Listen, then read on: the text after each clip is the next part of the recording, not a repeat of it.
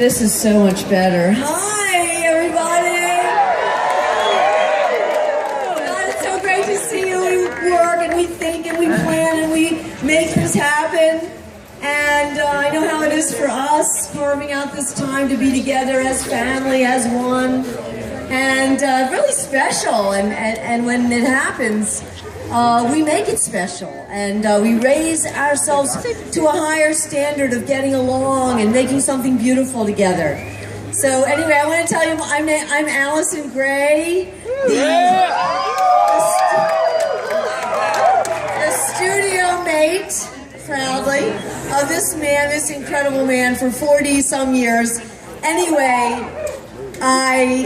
we love you. We're so grateful to be here. We just want you to know that by bringing us here, you are already helping us build a temple in the Hudson Valley, which this is a contribution that comes to having us here goes to COSM, Chapel of Sacred Mirrors.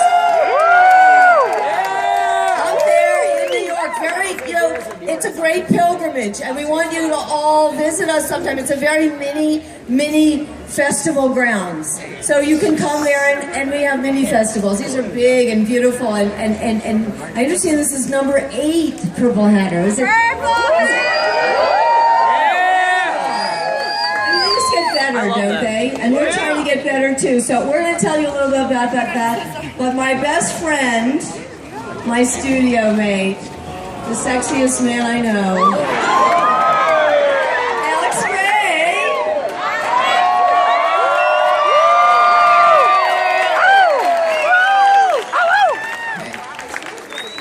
Wow. Thank you, Allison. I can't believe it. But,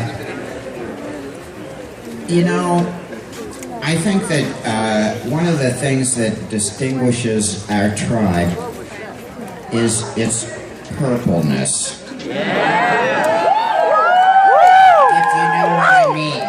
You know, there's and our hattedness.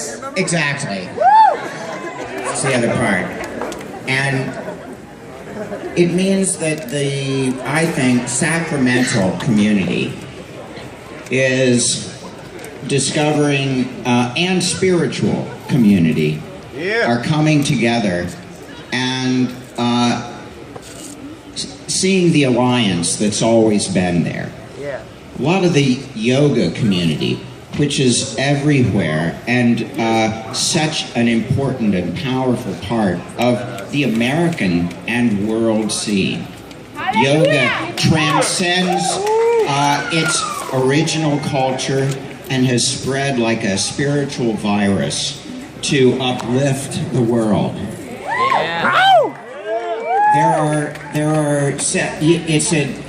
It's the opposite of virus. What is it? It's not just a meme. It's an actual thing that enters our lives that is a positive influence, a positive spiritual influence.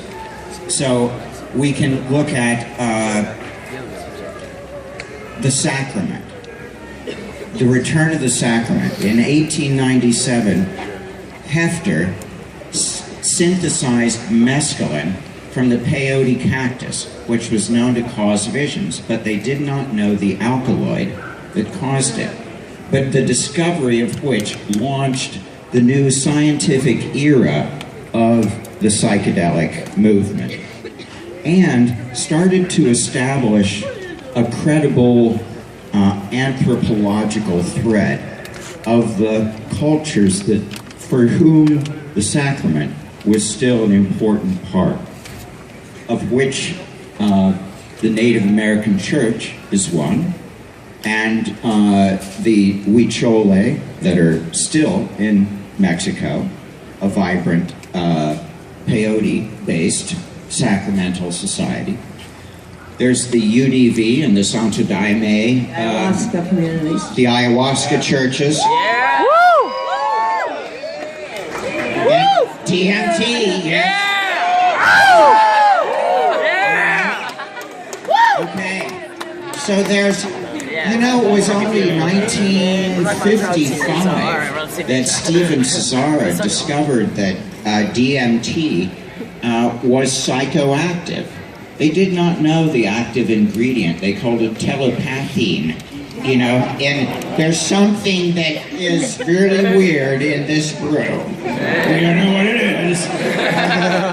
But then they discovered that it was dimethyltryptamine that was in the psychotria plant, and that's what Cesaro went on in 1955 to then discover and give himself a big injection of DMT, and he discovered it was psychoactive. Now, he was behind the Iron Curtain, actually. He was in Hungary at the time. He could not get Switzerland to send him LSD, which they were sending all around, but they wouldn't somehow send him to him. That's where Dr. Albert Hoffman. Exactly. Now, so if Hefter started the psychedelic revolution with the discovery of mescaline, then Albert Hoffman kicked like the all-time field goal of like the constant wind, like the return of the heavens to humanity, the portal in a millionths of a gram, which were inexplicably powerful.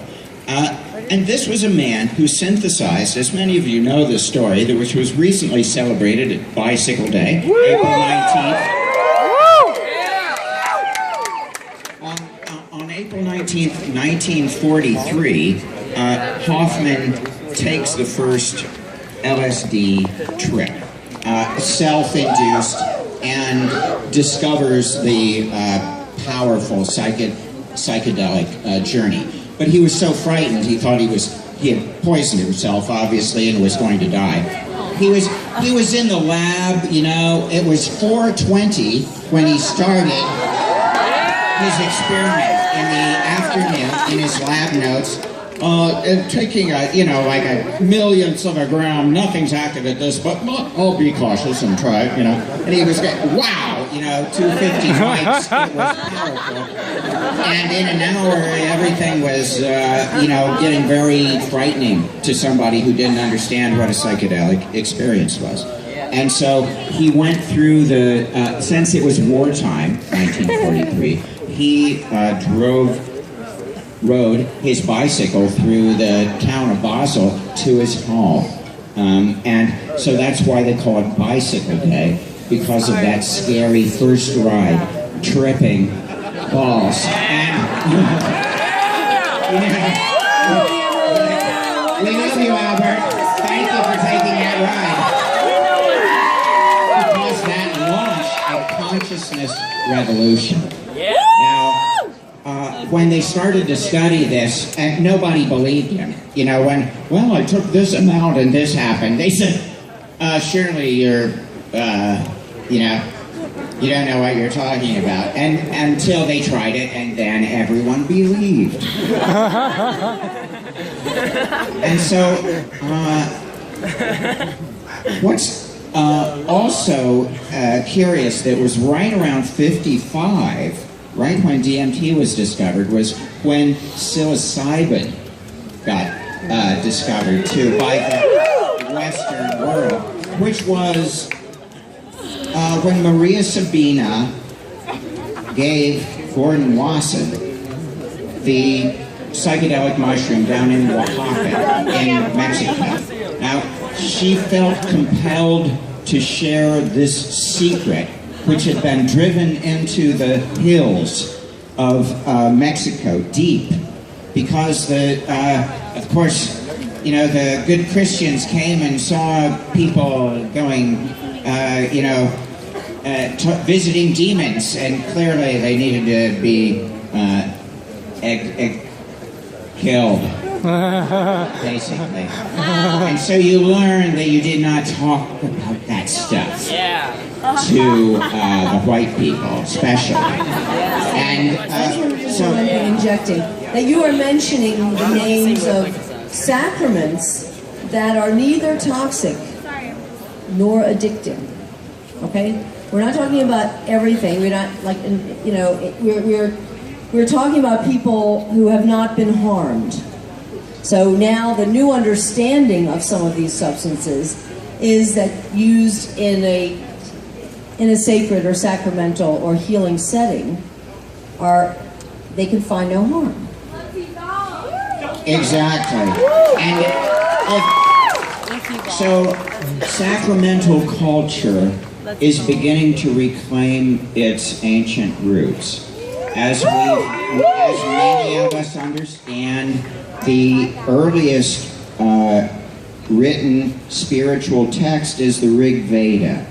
And the Rig Veda speaks of Soma. It sings songs and songs to Soma, which is clearly a psychedelic that allows the people to get in contact with the realm of the gods. Now, there's never been a more visionary religion than Hinduism. If you look at all the multi-headed, multi-armed gods and goddesses everywhere copulating, it's like they're tripping or something. And so that's the foundations, actually, of Eastern civilization, okay, on sacrament. Now, let's go to Western civilization. You'd have to say perhaps it was the Greeks, and you had Socrates and Plato, and all these guys were actually initiates in the Eleusinian mysteries. And at the height of the Eleusinian mysteries, they imbibed the kykeon. And the kykeon was clearly a psychedelic, which allowed them to commune with the gods and to conceive of platonic solids, sacred geometries, all kinds of archetypes. Socrates was the philosopher of the ideal archetypal spiritual realm, which preceded the material realm. Now, he also said that there was a transcendental ground that lay beyond that. This is mysticism that is valid from all the different wisdom traditions, and it was verified by the use of sacrament. So, this is the foundations of both Eastern and Western civilization, founded on sacrament and those ideals.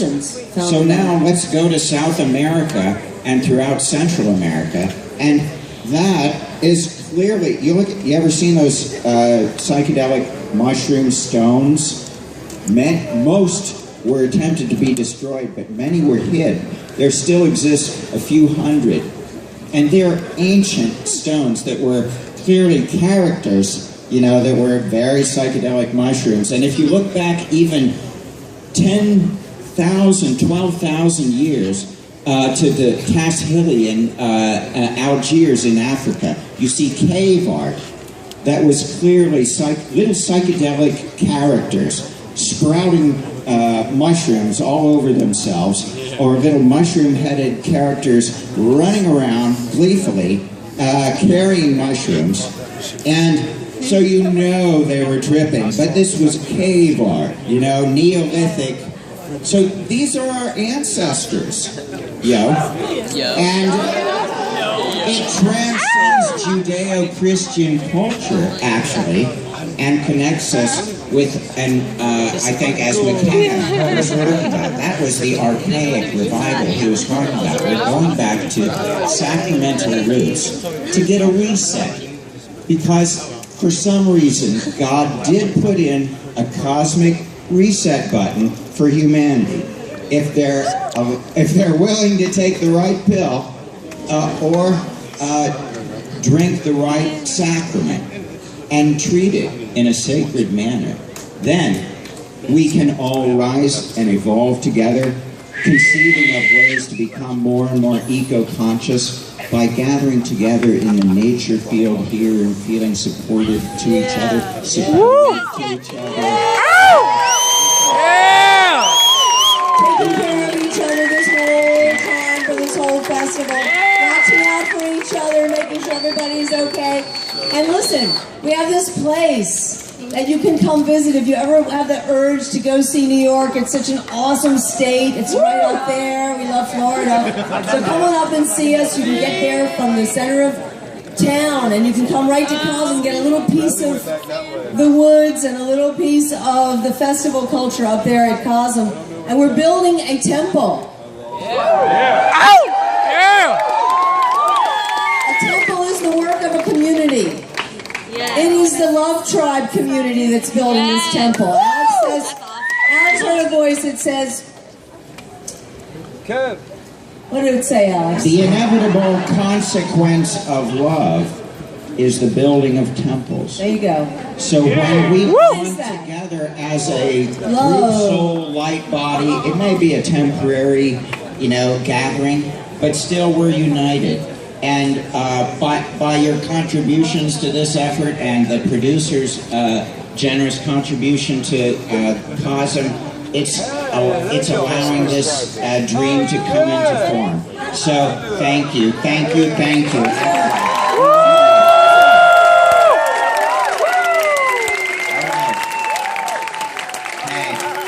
Celebration to all the visionary artists that are here tonight. Visionary art is based on these visionary realms, the same visionary realms that the sacred traditions talked about. So but these are eyewitnesses.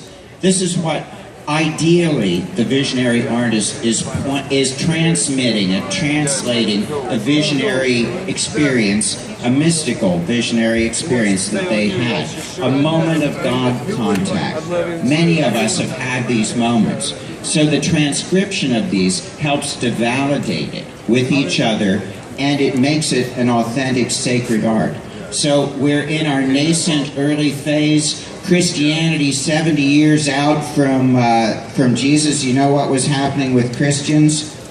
They were getting thrown to the lions, and thrown to the lions. So,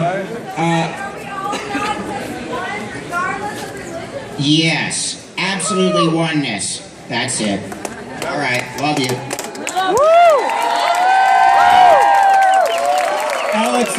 Allison, Gray, everybody.